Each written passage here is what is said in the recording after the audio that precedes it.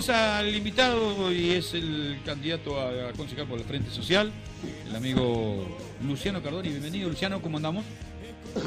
¿Qué tal, Mandy? ¿Cómo estás? Buenas tardes. Muchas gracias por tu invitación. Bueno, ¿cómo? Bueno, no te voy a hablar de la campaña porque todavía no empezó. Es verdad. Pero tenés que ver en... el doctor Luciano Cardoni es abogado, ¿no? Y por lo tanto, como candidato a concejal, bueno, empieza a leer ciertos expedientes, ciertos proyectos que hay. E inclusive ha sido delegado municipal en la Usina Popular Cooperativa y uno de los gestores, ¿no? De gestores y que trabajó para consultar a ver qué pasa con la cuota capital. Pero no te voy a hablar de la cuota capital, porque me parece que todas las notas hablan de la cuota capital, ¿no? Quiero hablar de otro proyecto que anda dando vueltas, que se llama la creación, o que crea el proyecto, el Ente Municipal del Parque, el EMPAR. ¿Qué es eso, Luciano? Muy bien. Bueno, sí, justamente es uno de los temas en los cuales nos venimos abocando, en este generar propuestas para nuestra ciudad. Y obviamente a raíz de la presentación de este proyecto comenzamos a revisar la situación del parque en nuestro distrito, en nuestra ciudad, en nuestro querido Parque Miguel Lilio. Y a raíz de eso hemos mantenido reuniones con, por ejemplo, la Asociación Amigos Conservacionistas del Parque, gente que viene trabajando por el mismo desde hace tiempo, con María de los Ángeles Saberle, alguien muy vinculada al tema del medio ambiente y específicamente del parque, que ha sido concejal de nuestra ciudad. Sí. Y hemos desentrañado tal vez una postura, una reafirmación del rol del Estado. No estamos para nada de acuerdo con el EMPAR, no estamos para nada de acuerdo con... ¿Por qué el EMPAR no, Luciano? El EMPAR nos parece que... a rasgos generales, que tiene una letra chica, que es la de preparar el terreno para tomar el parque ya no como un espacio público, respetando su concepto de patrimonio cultural de la ciudad de Necochea, sino como una vía para los negocios. No me refiero a negociados, ni quiero tener de sospecha. La palabra es negocios, ver el parque con un fin comercial, y por qué no con privatizaciones. ¿Se puede privatizar el parque? No. ¿Qué es privatizar el parque? Privatizar el parque sería transferir el dominio del mismo a particulares. Nosotros entendemos que no se puede privatizar el mismo está dentro del dominio del Estado municipal. ¿Es un lugar protegido? El mismo ha sido expropiado en su momento de la familia Díaz Vélez. Siempre recordemos que las expropiaciones deben tener un fin público. Justamente este fin público es la de un espacio público, como la misma concepción lo dice. Así que entendemos que están dados los lineamientos para que el parque funcione. Hay un estudio del Instituto Licea, perteneciente a la Facultad de Agronomía de la Universidad Nacional de La Plata, un trabajo en 4 etapas, que hizo un estudio del parque, de su estado, y por último señala cuáles son los lineamientos, que en el proyecto del EMPAR se nombran, pero tal vez que con una interpretación un poco sui generis de esos lineamientos. Básicamente ese trabajo fundamenta esos lineamientos en la conservación del parque, en el raleo del mismo, en la sustitución de aquellos árboles que ya están secos, que corren riesgo de generar incendios, en la forestación de las partes del parque que no están realizadas. También habla de las concesiones, que al otorgar las mismas se debe respetar y que sea acorde a la idea del parque como espacio público. Y esos lineamientos, ese trabajo, se culminaron en el año 2004, si mal no recuerdo. Así que tenemos un trabajo especializado de profesionales, de técnicos.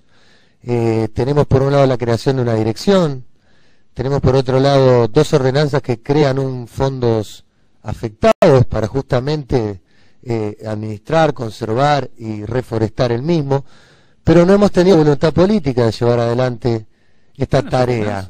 Las ordenanzas están, faltan sus reglamentaciones.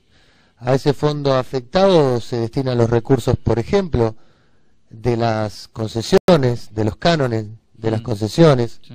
cuestiones que hay que revisar de esos cánones, cuál es la situación de las concesiones, y centralizar todo eso en una dirección, porque si no se genera una especie de anarquía en el parque, donde cada área interviene de acuerdo a sus necesidades y no hay una especie de control. Bueno, se han sucedido casos que han demostrado eso al efecto, ya sea como el corte de leña o aquel día que nos encontramos desmontados frente al casino. Digo, ha habido varios ejemplos de que, bueno, por un lado se trata de intervenir el mismo, pero con caprichos y movidos por cuestiones ya no públicas, sino privadas. Ese es el miedo. Vamos a ir por parte, Luciano, a ver, y para que la gente y el vecino entienda por qué el parque está hecho pelota, está sumurienta, está no sirve para nada, así. Bueno, vamos por parte. El parque, vamos a decir que comienza en el Jardín de Rocas. Por ahí empezaría el parque. Exacto. ¿No? Bueno. Si la costa necochense se tiene que extender, tiene dos posibilidades: o hacia la escollera o hacia el otro lado. Exacto. ¿No? Hacia la escollera puede ser, pero quedamos muy cerca de la usina y toda esa inconveniente de ruido y electricidad, y se van a empezar a quejar los vecinos que la usina, van a empezar a la usina. No sería lo más conveniente ubicar una zona residencial cerca de... Exacto. Que es... Bueno, podría ser de balnearios, pero no residencial. Bueno, para el otro lado, comenzamos en el Jardín de Rocas. En el Jardín de Rocas, ¿no habría que hacer algo?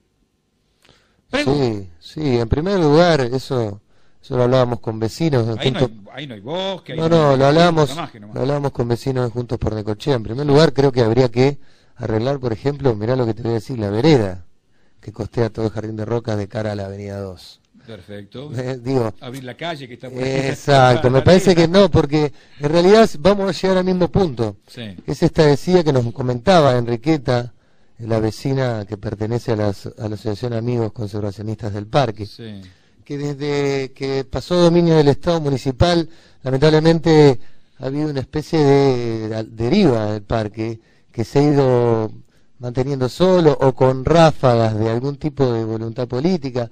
No quiero menospreciar los que han trabajado en ese espacio, seguramente muchos han aportado, pero ya vemos que tenemos ordenanza con un fondo afectado que no ha sido nutrida de recursos desde la existencia de la ordenanza. Esto habla a las claras de que no hay una voluntad de intervenir en el parque, de conservarlo, de administrarlo. Hemos tenido casos, como decíamos hoy, de ese desmonte, de incendios porque no hay un control sobre esta población de árboles que está seca, que en el estudio que mencionábamos anteriormente figuran y se dice lo que hay que hacer, digamos, muchas cuestiones que se han dejado a la deriva. Vuelvo al tema. ¿Qué hacemos en el Jardín de Roca? ¿Hacemos un hotel? ¿Hacemos un edificio? ¿Qué hacemos? ¿Lo dejamos así como está? Sí, la verdad que, mirá, eso sería cuestión de un debate de la ciudadanía. Yo creo que tal vez tendremos que entender que por ahí el vecino no separa el Jardín de Rocas del parque, pero sí podría utilizarse. Pero no es un lugar de demasiada polémica para poder llegar a hacer algo. Ahora vamos a entrar en la polémica. Sí. En la parte que es donde, porque en esa parte de pronto, bueno, si se extiende la costa para ese lado, estoy opinando en voz alta, por ahí, bueno, en el Jardín de Rocas vos podés conservarlo, mejorarlo, ese Jardín de Rocas, hacer un centro cultural, un hotel, un edificio, hasta ahí vamos. El tema cuando llegamos a la rotondita claro, que da ya directamente al parque, ¿no? A partir de ahí es donde muchos centran de pronto intereses, como podría haber pasado con el barrio. Exacto. Ese barrio que me parece nunca que se va a escriturar. Nunca va a escriturar, no, exacto. Me parece que ahí justamente es donde empezamos a tocar cuál es la concepción que los necochenses queremos defender del Parque Miguel Lilia, ¿no es cierto? Por eso muchas veces, al existir este órgano, al darle más fuerza a esta dirección, para que resuelva cuestiones como las concesiones y demás, esas concesiones deben respetar una fisonomía del mismo, deben respetar lo que el sentido público del mismo. Concesiones se refiere a, de pronto, negocios. Sí, ya no estamos hablando de un barrio. No, la concesión nunca se transfiere el dominio, la concesión es la cesión de la explotación de cierto lugar. Por ejemplo, para que tengamos más en claro el tema de la concepción del parque, nos cae simpático y nos parece agradable el proyecto del trencito del parque, ¿no es cierto? Porque justamente tiene que ver con el mismo, sirve para que el turismo conozca el parque, es más, hay una idea de una extensión del mismo. Son proyectos que van de la mano. Ahora, por ahí... El trencito iba a llegar, el proyecto llega hasta los campings. Exacto, y nos parece que es un... Además, no sé si se transforma en un medio de transporte. Una hermosa ruta turística y para algunos puede ser hasta un medio de transporte, como bien vos lo decís. Pero por ahí no nos cae tan simpático la construcción de un centro comercial dentro del mismo, porque creo que no tiene nada que ver con lo que es la idea del parque. Ya sabemos para qué utiliza el vecino Necochea el parque, es nuestro paseo los domingos con nuestros hijos, la calecita, es el circuito aeróbico, es ir a tomar unos mates cuando el viento sur nos molesta en la costa. Digo, es un lugar que todos pueden acceder, ya las concesiones y demás, digo, los vecinos, los más vulnerados, no tienen que pagar ningún carnet de socio, no tienen que presentar ninguna acreditación, pueden acceder al mismo como disfrute de un espacio verde, un espacio público, y me parece que eso es lo que nosotros tenemos que defender. Y esto no está hablando de oponerse a concesiones ni proyectos, pero sí analizar en cada uno de los proyectos que se resguarde esto del parque como espacio público. Cuando uno habla del parque, y por ahí hay los vecinos, pero está todo amontonado, todo mugriento, pero resulta que llegamos a los campings. ¿Dónde termina el Parque Miguel Lilio? ¿En los campings? No, el Parque Miguel Lilio se extiende más allá. No sabría decirte aproximadamente cuáles son las hectáreas. 800 son 800 hectáreas. 480 son las que están forestadas, el resto están deforestadas y responden a una compra que hizo el municipio, que sumó esos terrenos de un campo a los que ya existían, que habían sido expropiados a la familia Díaz Vélez. Es decir, que si 480 hectáreas están forestadas y 320, para ser exactos, no están forestadas, estamos casi en la misma cantidad, casi, con una diferencia, pero una gran cantidad de hectáreas sin forestar, que deben ser todos esos campos que vemos después de los campings. Exactamente. Todo ese yuyal que vemos. Exactamente, eso es lo que falta. Y hay que forestarlos, ahí se pueden hacer barrios, se puede construir, se puede extender el Necochea hacia ese lado. Me estoy refiriendo no solamente a concesiones, sino o lo forestamos o qué hacemos con eso. Sí, en una opinión muy particular, bueno, creo que podría ser discutible ahí si podríamos extender la ciudad para esos lares, para aprovechar la costa, linda costa de ese lugar. Lo que me parece que sí, que hoy lo primordial es buscar alguna herramienta para proteger lo ya forestado. Me parece que ahí está el punto, es por eso que nosotros estamos bregando, haciendo todos los esfuerzos posibles de nuestro lugar, desde Juntos por Necochea, desde el Frente Social, gestionando alguna reunión con legisladores provinciales, porque esto mismo que está sucediendo en Necochea sucedió en Tandil, lo cual motivó a la sanción de la ley de paisajes protegidos. Y nuestro Parque Miguel Lilio está en las condiciones y cumple los requisitos necesarios para ser declarado como paisaje protegido. Entonces, a partir de ahí le vamos a dar al parque un marco legal que lo proteja de cualquier idea de iniciativa privada y demás que no respete la concepción del mismo como espacio público. Así que me parece que el primer paso es ese. Luego, sí sería discutible.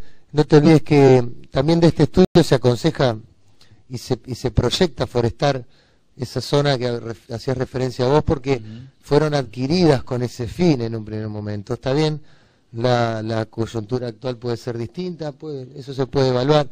Lo que sí entendemos que es necesario tomar cartas en el asunto con el parque, porque como te decía hoy, tareas de mantenimiento, de control, de por ejemplo los árboles secos que pueden causar un incendio.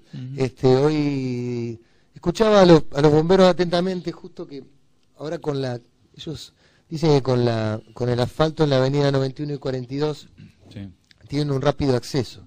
Entonces por eso es la situación de aquel cuartel de bomberos del parque. A nosotros nos llamaba poderosamente la atención y nos preocupa que no, en algún momento hubo bomberos en Sí, ese señor, lugar, sí, entonces señor. de alguna manera estaba mucho más cercano, sin ir más lejos, a un incendio que se provocó ahí Sí. a escasos metros. Muy bien dijiste, se provocó. Se provocó, sí, la verdad que no sé, No sé si te fue un escapó. acto fallido, ¿no? Porque en Pero sí. realidad fue un acto de irresponsabilidad mía porque no puedo afirmar eso. Pero bueno, me refería a ese incendio, digo, me parece que todas esas cuestiones son cositas que por ahí un día podemos levantarnos y decir, pero ¿cómo pasó esto? Y bueno, Claro. pasó porque esto fue una alerta de este informe y todavía no se han realizado cuestiones al respecto. Sí se ralea para obtener leña para aquellas familias más vulnerables, me Sí. parece bárbaro, Sí, sí. ¿no es cierto? Porque sabemos que el frío es muy crudo en nuestra ciudad. Sí. Y creo que, bueno, de alguna manera eso ha ayudado a hacer algún tipo de raleo que es necesario, pero luego más allá de eso creemos que no hay muchas medidas de conservación. y de Estábamos mantenimiento. hablando del parque, Luciano, y podemos seguir hablando del parque, ¿no? Pero bueno, sacaba este tema del parque, porque de pronto en alguna sesión del Consejo Liberante alguien dijo de que el Frente Social la única propuesta que tenía era lo de la cuota capital, ¿no? Y yo todavía no quiero llevarte por la cuota capital, en realidad, ¿no? No quiero llevarte por la cuota capital. Quiero llevarte por el tema del medio ambiente, porque sé que en algo estás trabajando en medio ambiente. ¿Y qué es? Sí, justamente... Tiene que ver con Quequén, justamente. Sí, el tema de los afluentes cloacales, digamos, La planta de tratamiento. el tema de la planta de tratamiento, son temas que nos aquejan como vecinos, ¿no es cierto? Hemos tenido varias intervenciones en los últimos tiempos, intervenciones muchas veces que tienen que ver con, si se quiere, una palabra que voy a utilizar, el progreso de una ciudad, ¿no es cierto? Porque nosotros tenemos un puerto.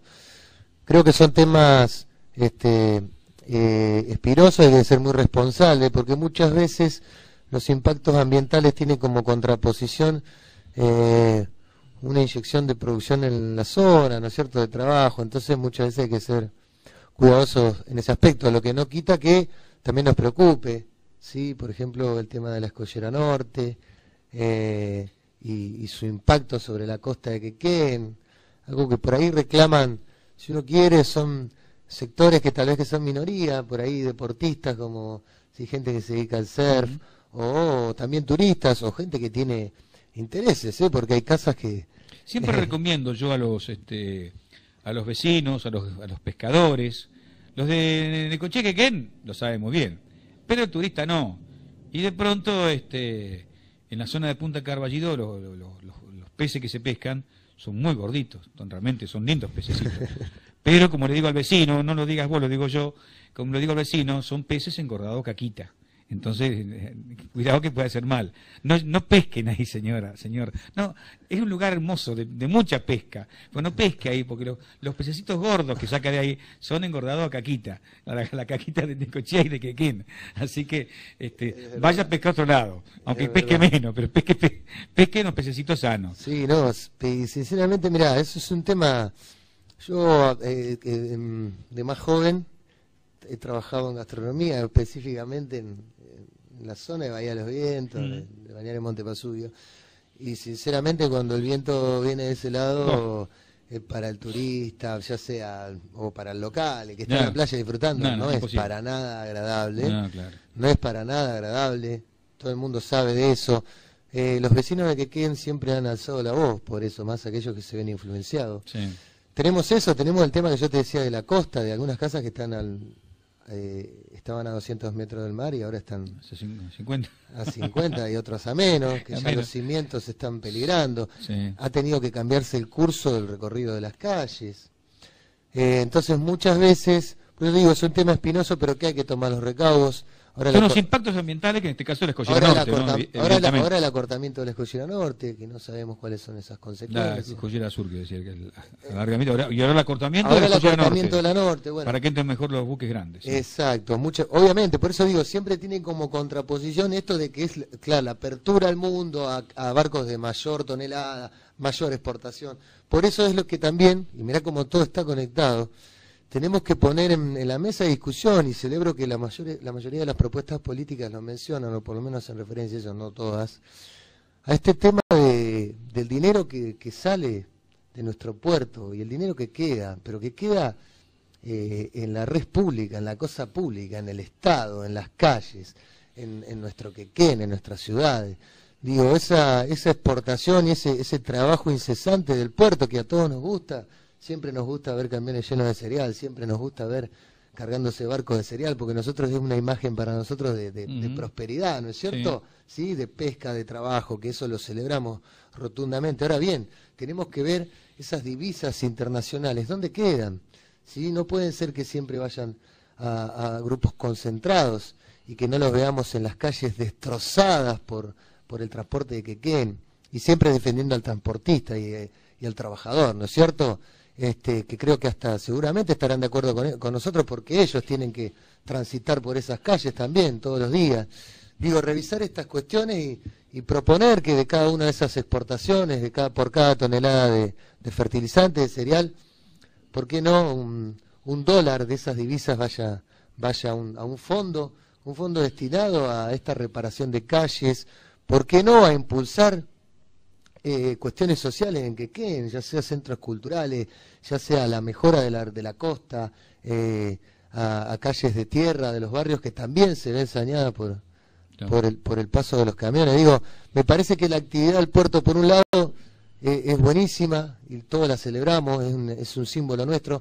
Ahora me parece que está dejando ciertos resabios que lo podemos modificar y podemos estar todos contentos, aquellos exportadores, los transportistas, los vecinos, y me parece que se puede lograr con un poco de consenso y voluntad. Estamos conversando con el candidato a concejal por el Frente Social, lista 1708, Luciano Cardoni, que es a su vez integrante de la agrupación JPBA La Cámpora.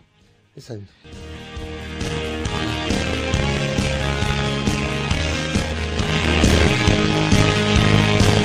Estás escuchando la 89.3. Estás escuchando la voz del Quequén.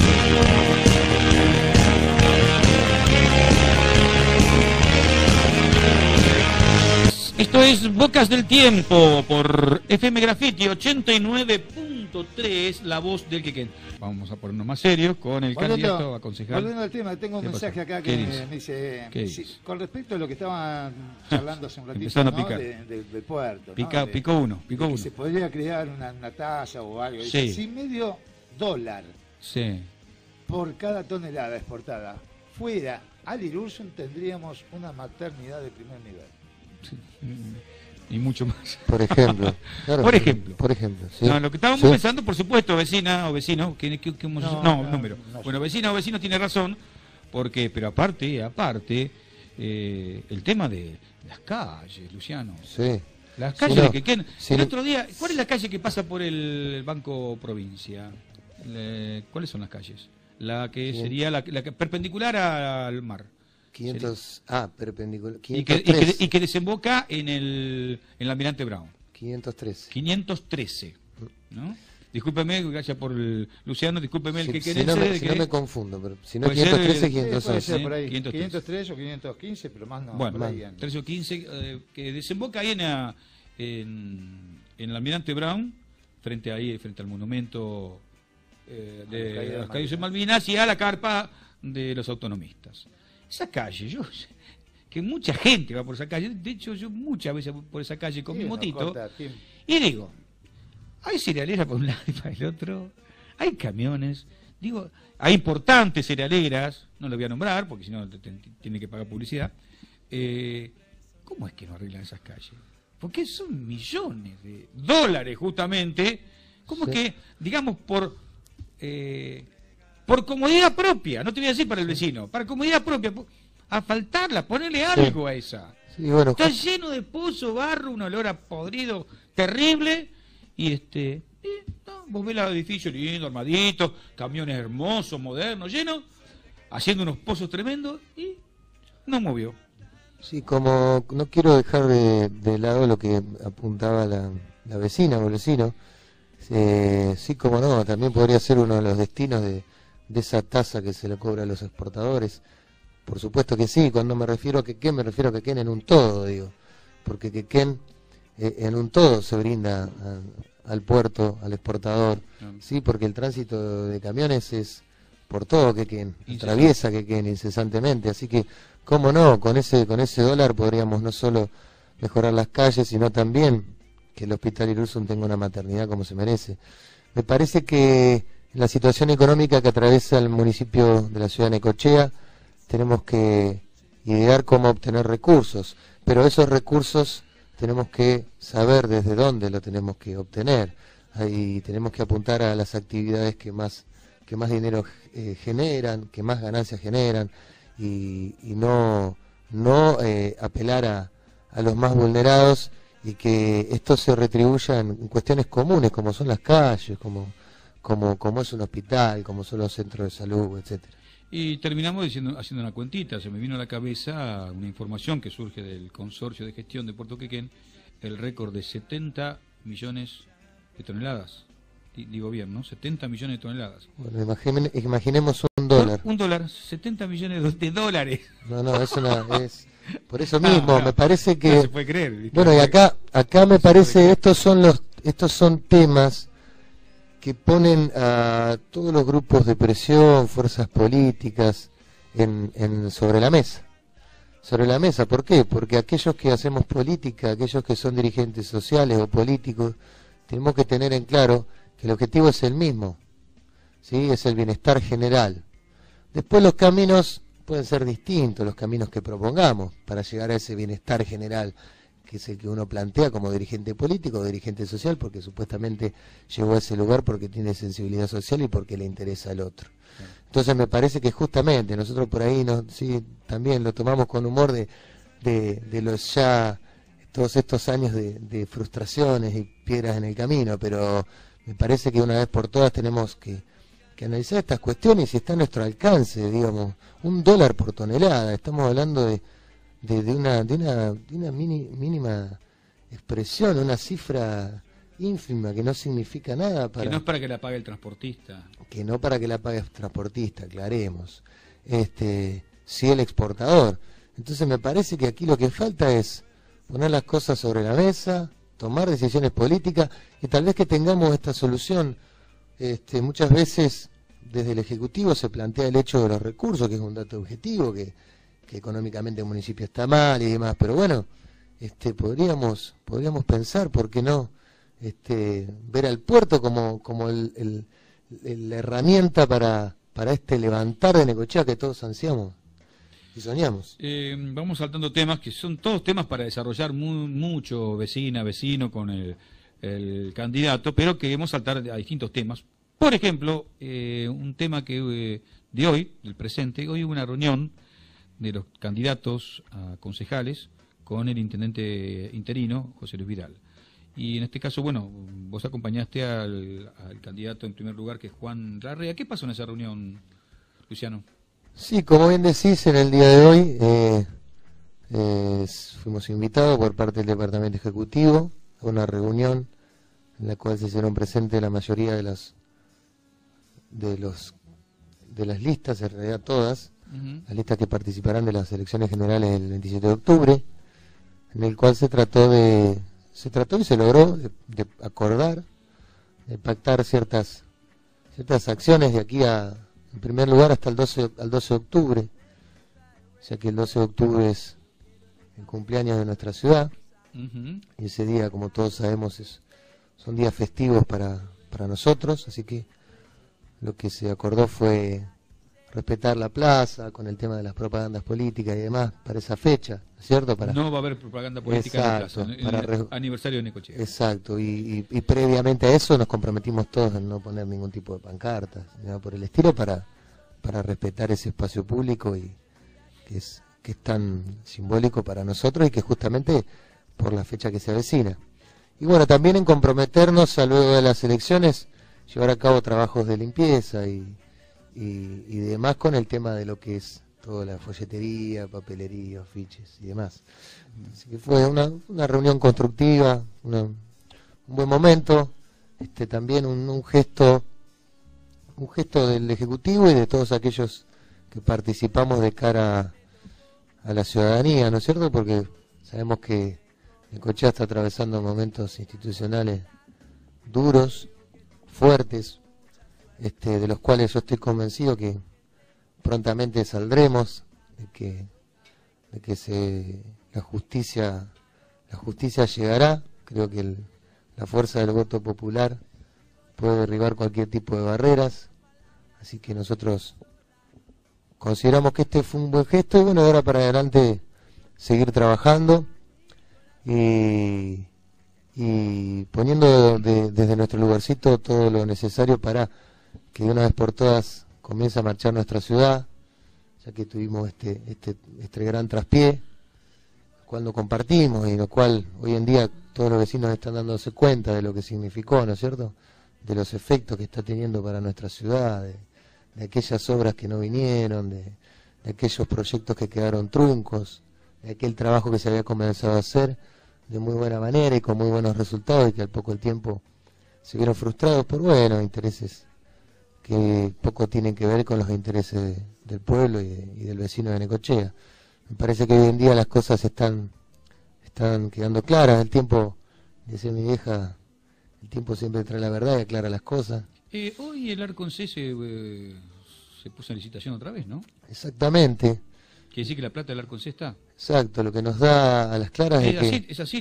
Es así. O sea, esa plata está depositada, esa plata está... O sea, no falta esa plata. No cuenta, nunca faltó, siempre estuvo. ¿Y por qué hay un Arconce funcionando en el hospital municipal? ¿No se compró eso? Sí, lo que pasa es que a la espera del que se compró, la empresa había facilitado un comodato, en realidad. O sea, toda la plata del Arconce está depositada en una cuenta. Exacto. ¿No? Y a su vez hay un Arconce por el error de la empresa que le faltaba, que está salvando vidas en el hospital municipal Emilio Ferreira. ¿Así es? Así es, ese es el dato objetivo, real y concreto. Después todo lo demás fueron conjeturas pertenecientes a una clara operación de destitución y que ya vemos que no ha habido perjuicio económico para el municipio. Un compañero como... ¿Está diciendo que no habría razón para la institución estando otra plata y bueno, de hecho se empieza a licitar otra vez? Exactamente, un compañero como Horacio Telechea, una persona intachable que ha tenido que sufrir durante todo este tiempo el mote de corrupto y demás barbaridades, habiendo sido corrido de su cargo, faltando el respeto a la voluntad general y popular, y bueno, y hoy nos venimos a enterar y es de público conocimiento que está el dinero, que hay un Arconce funcionando, que sí ha habido errores de índole administrativo, de los cuales, seamos sinceros, son muy comunes en cualquier administración de cualquier distrito, cualquier municipio, cualquier comuna.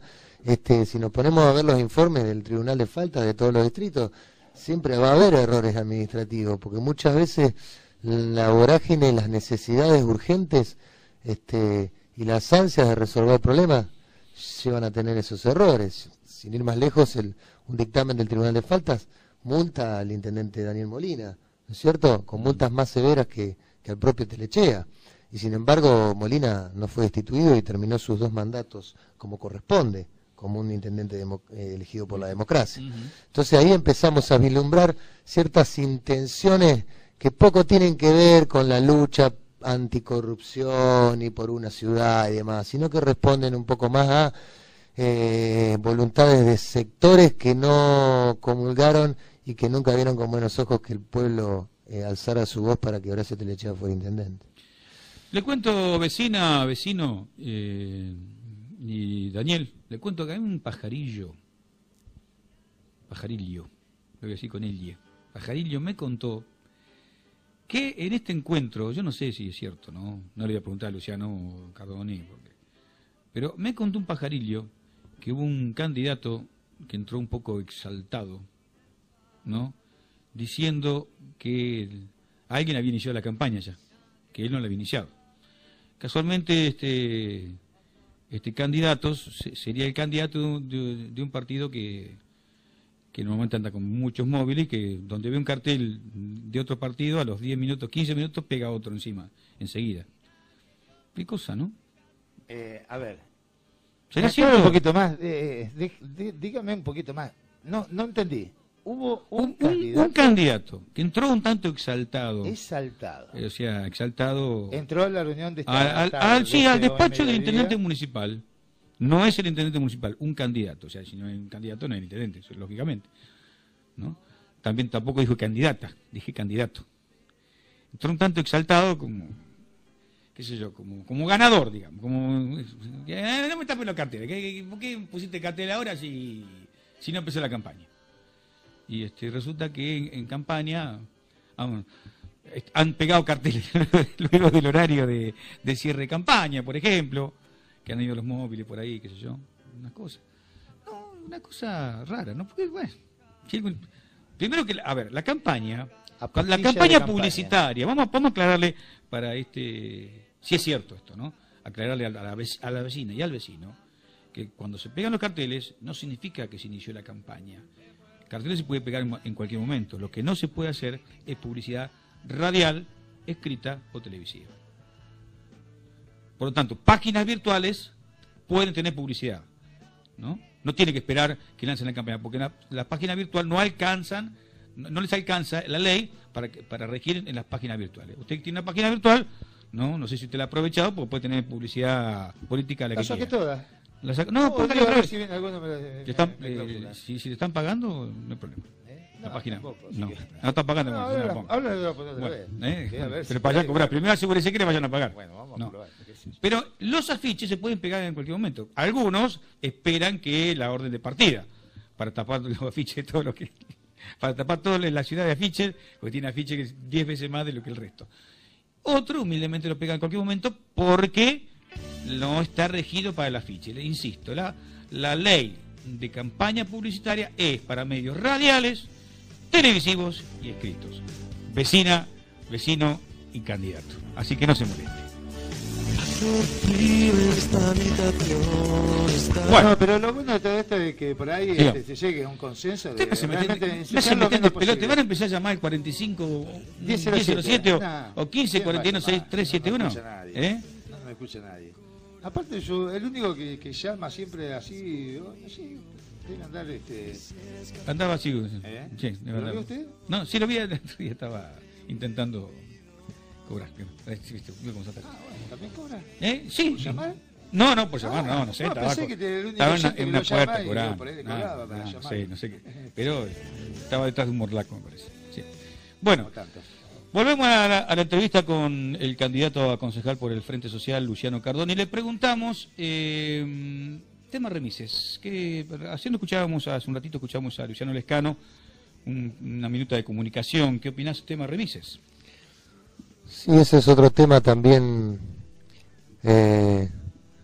latente, que está en boca de todos, porque se ve claramente, digamos, se ha convertido de alguna manera en un oligopolio, ¿no es cierto? Tenemos dos grandes agencias que acaparan todo el trabajo, que han absorbido a otras pequeñas agencias. No vemos un ferviente control de lo que es seguridad pública. Vemos por ahí que se exceden los límites de autos en las agencias de remise. Vemos que la mayoría de los empleados tienen una precariedad laboral total. Como mismo decía, son monotributistas o directamente están en negro, no tienen francos, no tienen vacaciones, no tienen obra social. Y por otro lado, que generalmente la conducta, digamos, de tránsito no es la mejor de muchos de ellos. Y no vemos una presencia del Estado municipal como cumpliendo su función de contralor. Claro. La desinfección que se realiza en los mismos por charlar con remiseros y demás, nos cuentan que no es del todo estricta,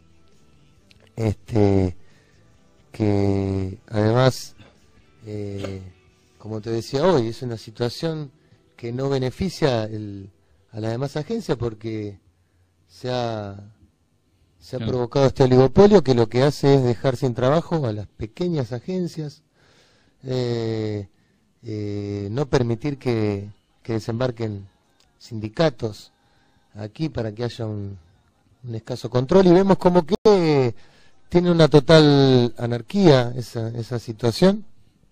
Así que acompañamos al compañero Luciano Lescano en su minuta de comunicación. Sabemos que ha sido aprobado unánimemente, y bueno, si bien estos datos que he mencionado los recabamos de charlar con vecinos, con trabajadores del sector y demás,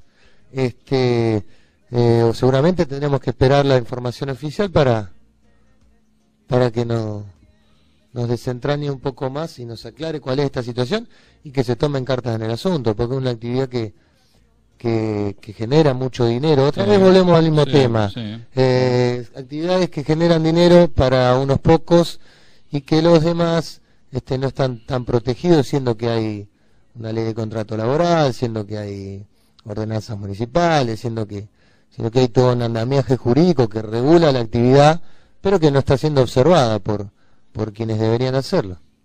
Luciano, como integrante de la JPBA, la Cámpora, también de Unidos Organizados, ¿alguna actividad para este fin de semana? Todos los fines de semana están haciendo algo, pero este fin de semana, ¿qué pasa?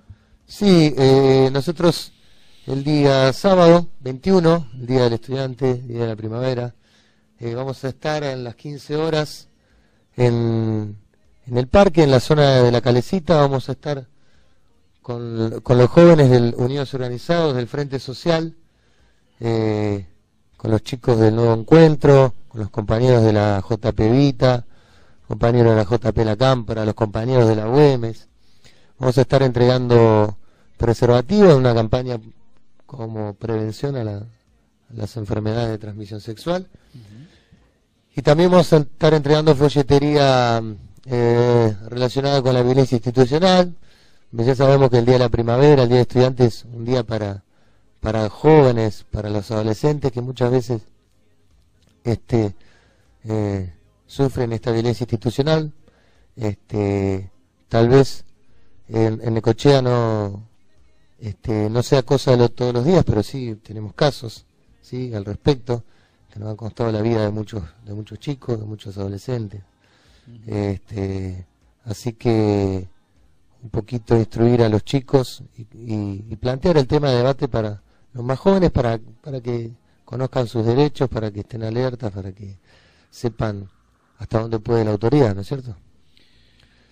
Luciano, te queremos agradecer la presencia aquí en FM Graffiti, la voz del Quequén. Bueno, ha sido muy gentil. ¿Querés agregar algo de los proyectos del Frente Social o algo para el vecino de Quequén para que acompañe al Frente Social? Ahí nomás, métale nomás. Mira, te cuento, nosotros consideramos que somos representantes del pueblo, que si la ciudadanía quiere que nosotros estemos en el Consejo Deliberante, nos comprometemos a bregar por el necochense, a seguir a fondo con el tema de la administración de la Usina Popular Cooperativa, a defender al parque de futuras privatizaciones, a poner sobre la mesa este tema de obtener recursos de aquellos sectores que más producen en la ciudad y que poco dejan en la misma. Nos comprometemos a bregar por la seguridad, pero desde el lugar que nuestra ideología nos pone, en lugar de la inserción social, del buen estado de las luminarias en las calles, de la poda de los árboles. La seguridad no solo se soluciona con gatillo fácil, con baja de la inimputabilidad y demás, sino que hay muchas cuestiones que no están directamente vinculadas con la seguridad, pero que colaboran con la misma, ¿sí? Como puede ser la reinserción laboral de ex detenidos, como es la creación de cooperativas para generar fuentes de trabajo, como lo es la policía en las calles, como lo es, ya te digo, el estado de las luminarias. Tenemos sectores en la ciudad de Necochea que son bocas de lobo, tenemos árboles que no son podados, así que nos comprometemos a esos puntos que tal vez sean los más preocupantes para nuestra ciudad, como así también la salud, a siempre presentar nuestra postura en cuanto al rol del Estado y teniendo como fin el pueblo y no ningún otro tipo de interés. Sin ir más lejos, déjame terminar con esto. Creo que algo muy significativo fue lo que sucedió en la última sesión del Consejo Deliberante, donde los concejales del Frente para la Victoria, tanto el compañero Luciano Lescano como la compañera Noemí Cesio, y ante la falta en realidad ante la incertidumbre sobre el futuro de la Oficina Popular Cooperativa y la insatisfacción por el Consejo de Comisión realizado, presentaron un pedido de audiencia pública por la misma, no fueron acompañados por los demás concejales, ¿sí?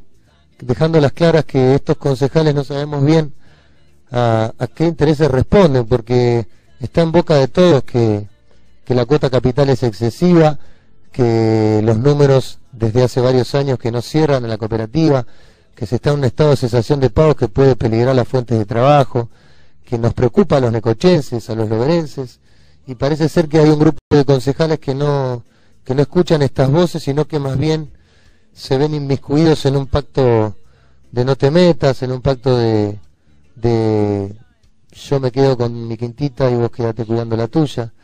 Y me parece que tenemos que terminar con eso y tenemos que decirlo, porque si no formamos parte de lo mismo. Como candidato a concejal de Frente Social y como perteneciente a una línea de pensamiento, nos comprometemos a representar al pueblo y a escuchar la voz del vecino y no tanto la de los grupos de presión ni intereses extraños a lo del pueblo. Fíjate todo lo que hemos hablado, que no tocamos la cuota capital, recién la tocamos ahora al final. ¿Qué va a pasar con la cuota capital? ¿El vecino va a tener que pagar 80 pesos de luz y 80 pesos de cuota capital? ¿100 pesos de luz, 100 pesos de cuota capital? ¿Va a seguir así esto? Mira, nosotros creemos que las normas son claras, tanto la ley OCE 789 en su artículo 78 como el decreto reglamentario 2193/01 hablan de que los conceptos ajenos deben ser facturados en una factura aparte y que no deben cortarse el suministro de energía eléctrica por falta de pago de la cuota capital. Eso por un lado. Y por otro lado, nos parece muy excesivo el monto de la misma, pero creo que nuestra crítica va más allá de la cuota capital, porque por ahí desde la Oficina Popular Cooperativa se plantea la cuota capital como un pedido de ayuda al vecino ante esta pésima situación. Y hasta ese punto es entendible. Pero si uno colabora, cuando uno colabora, ¿no es cierto?, con alguna asociación de beneficencia, ¿no es cierto?, con algún bono contribución y demás, y luego ve que se mejoró la instalación de la asociación, que se compró una ambulancia, o que, ¿no es cierto?, uno ve el fruto de esa colaboración, uno va a volver a colaborar y con muchas ganas y con satisfacción. Ahora, cuando uno viene pagando de su bolsillo la cuota capital y desde el año 2010 a la fecha con un aumento totalmente ajeno a los insumos y gastos reales, y por último ve en los balances de cada uno de los ejercicios económicos y sociales que la deuda crecienta en millones año a año y que los nuevos emprendimientos que decide políticamente adoptar la usina a través de su consejo de administración no son fructíferos, que solo reflejan y generan pérdida en la misma, uno llega a un momento que se cansa, ¿no es cierto? Porque uno hasta podría llegar a pensar que lo están tomando por tonto, porque no ve reflejada esa contribución que uno realiza. Y es por ello que tanto los vecinos como los comerciantes ya se sienten un poco agotados con esto, y más aún cuando el órgano más representativo del pueblo lo cita a un consejo en comisión no solo para dar las explicaciones, sino también para darle un lugar a si se quiere pedir la colaboración de los concejales, del pueblo, ¿no es cierto? A presentar un plan de aquí a futuro para salvar esta situación, y no se presentan, y no solo que no se presentan, sino que salen a hablar de chicanas sin referirse a lo concreto y a lo importante, que es esta pésima situación de la Oficina Popular Cooperativa con un déficit de 130 millones de pesos. ¿Sí? Quiero que me ayudes, Mandy, en cuanto a la deuda del municipio ¿A cuánto asciende?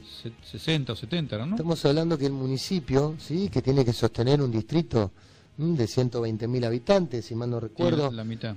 Sí, tiene una deuda de la mitad, sabiendo nosotros y teniendo conocimiento de la pésima situación económica del municipio. Y la Usina Popular Cooperativa, con solo 40.000 asociados, tiene un déficit de 130 millones. Me parece que los que tienen que dar explicaciones son los responsables, ¿sí? Y bien sabemos que el responsable número uno de esto es el señor Jerónimo Venegas, porque es quien conduce el espacio político que lidera y gobierna la Usina Popular Cooperativa desde hace 12 años. ¿Y vos creés que Venegas decide por sobre los delegados y por sobre sobre el Consejo de Administración de la Usina Popular Cooperativa? Es decir, también conduce el sector político, pero ¿decide sobre eso también? Y si ponemos a revisar los últimos presidentes del Consejo de Administración, ¿quiénes han sido? Veremos que han sido todos gente de confianza de Jerónimo Venegas, más allá de que cómo han terminado cada una o tal relación. Pero a la hora de asumir han sido hombres de confianza, sin ir más lejos. Antonio Vilches, pocos días antes de ser designado como presidente interino del Consejo de Administración, inauguraba un local del partido FE allí en calle 72. Con lo cual nos deja las claras, más sabiendo cómo se resuelven muchas de las cuestiones, ¿no es cierto? Sí. En el partido FE sabemos que, pero esto sin llegar a una crítica, ¿no? Es un espacio político que basa su política en un personalismo casi caudillesco, ¿no es cierto?, de Jerónimo Venegas, donde en muchas decisiones las toma él unipersonalmente, ¿no es cierto? Y es una forma de hacer política, no es que esté criticando, sino sí que no la comparto, pero está claro que es un espacio que no toma decisiones aisladas, ¿sí? Y vuelvo a repetirte, sin ir más lejos, como bien sabemos, otros integrantes de ese espacio político, como Alejandro Isín, que es un concejal, que también es gerente de Legal y Recursos Humanos de la Usina Popular Cooperativa. La concejal Góngora también trabaja en la Usina Popular Cooperativa.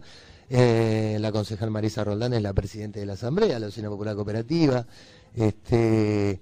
Y los demás integrantes del Consejo de Administración son todos militantes del Partido FE. Entonces me parece que también sería una cuestión de si ellos pretenden hacer entender que a partir del momento que ingresa a la cooperativa no hacen política. Me parece que es subestimar un poco a la gente, porque nosotros bien sabemos que la política se hace en todos lados, y más aún en uno de los 3 poderes más importantes de nuestro distrito, ¿no? Sabemos que tenemos el Estado municipal, el Consorcio de Gestión de Puerto Quequén y la Cooperativa Eléctrica. Digo, estos son los 3 focos de poder más importantes en nuestro distrito. Y la administración de la Usina Popular Cooperativa tiene un responsable formal, que son responsables formales, que son aquellos integrantes del Consejo de Administración, sí. Y también tiene responsables que están por encima de ellos, que no ocupan cargos, pero que sí resuelven y deciden. Los delegados que van a la asamblea, que aprueban aprueban un balance, que aprueban nombramientos, que en cierta forma están avalando lo que hace el Consejo de Administración. ¿Tienen algún tipo de responsabilidad? ¿Les cabe una responsabilidad legal, para decirlo, en caso de problemas en la usina, en caso de una quiebra de la usina? ¿Les cabe una responsabilidad a los delegados, la gente común, socio que va a la asamblea de delegados? Y sinceramente los delegados responden solidariamente con su patrimonio en el caso de que salga a la luz alguna actividad que no esté acorde con la normativa, ¿no? ¿Responden con su patrimonio los delegados? Delegados. El que va a la asamblea y levanta la mano, sí, está todo bien. Exacto. ¿Responden con su patrimonio? Más por la aprobación de la memoria y balance, que es lo que han realizado estos delegados año a año. Ese es un tema interesante, porque estos balances han sido aprobados, y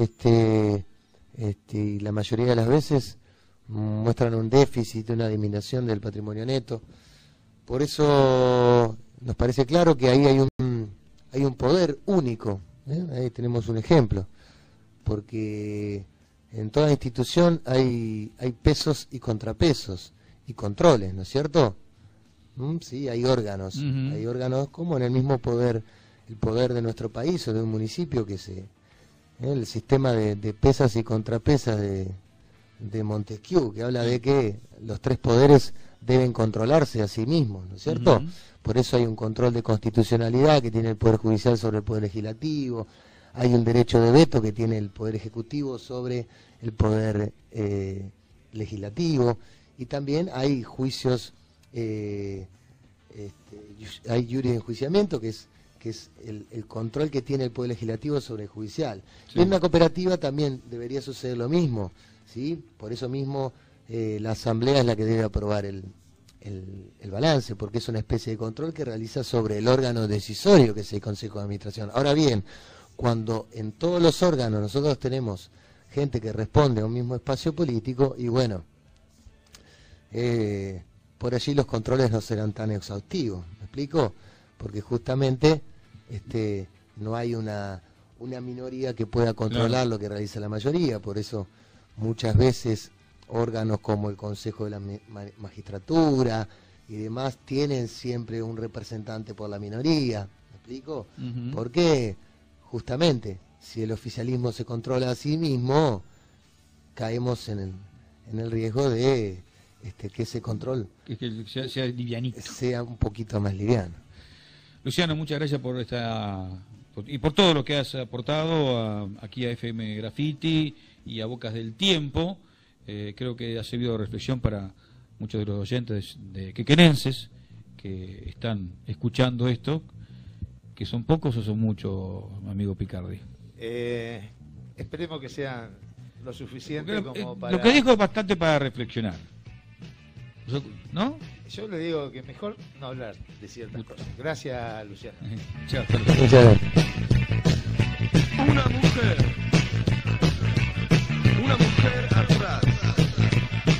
mujer atrás de un vidrio empañado.